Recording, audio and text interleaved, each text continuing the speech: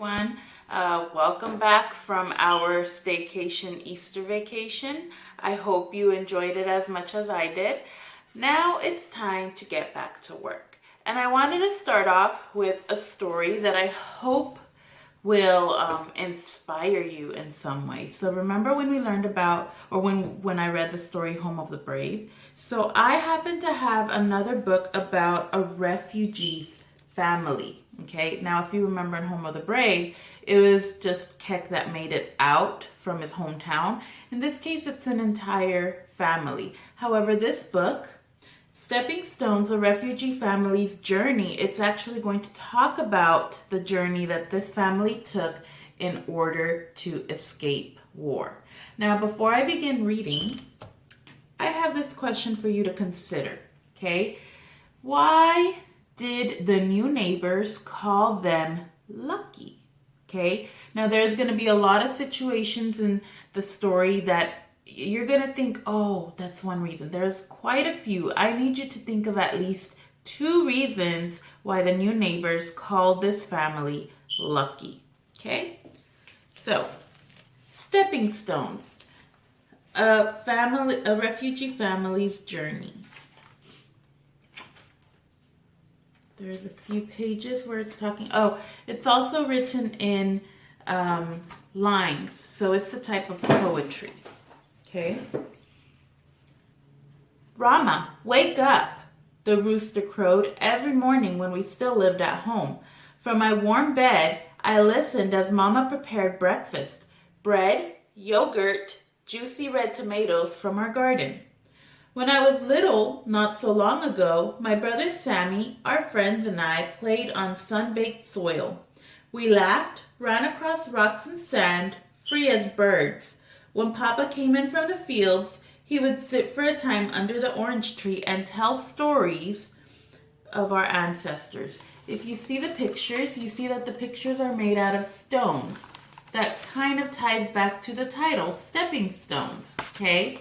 So you see the rooster made out of stone that wakes up Rama every morning. And then you see the family made out of stones here. In that not so distant memory, we were free. Free to play, free to go to school, free to buy fruit and vegetables at the market, free to laugh and chat, drink tea with neighbors, always 3 cups. But that was then. And this is now.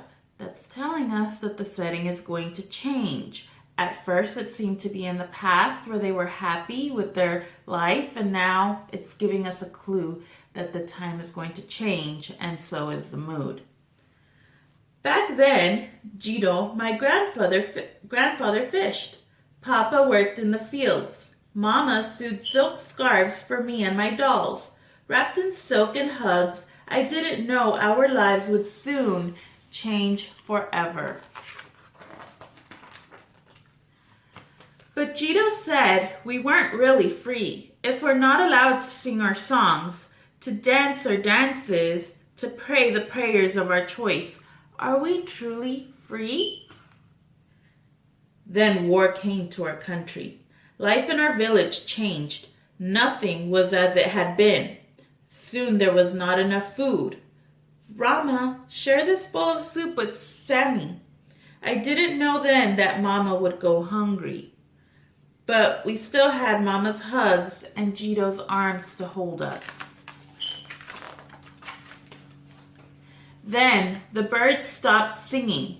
People began to leave our village. First a trickle, then a stream.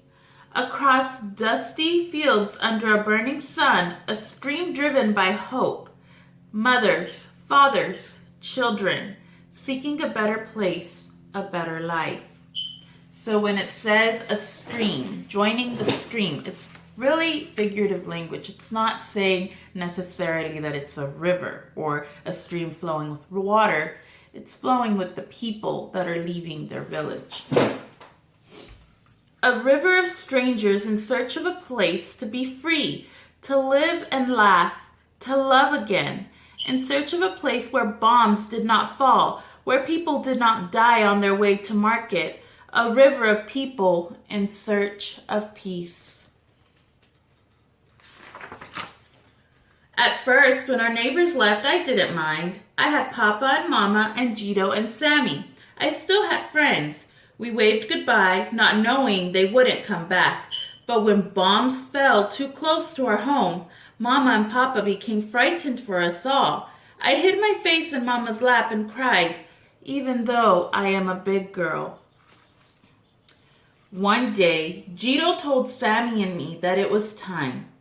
Time to join the river of people. Time to leave all that we knew. That night, I lay in bed and cried because I knew I would never again hear the crow of the rooster, the creak of the gate, the bleat of our goat. I lay awake and listened to the wind, wondering if the moon rises the same way in other places.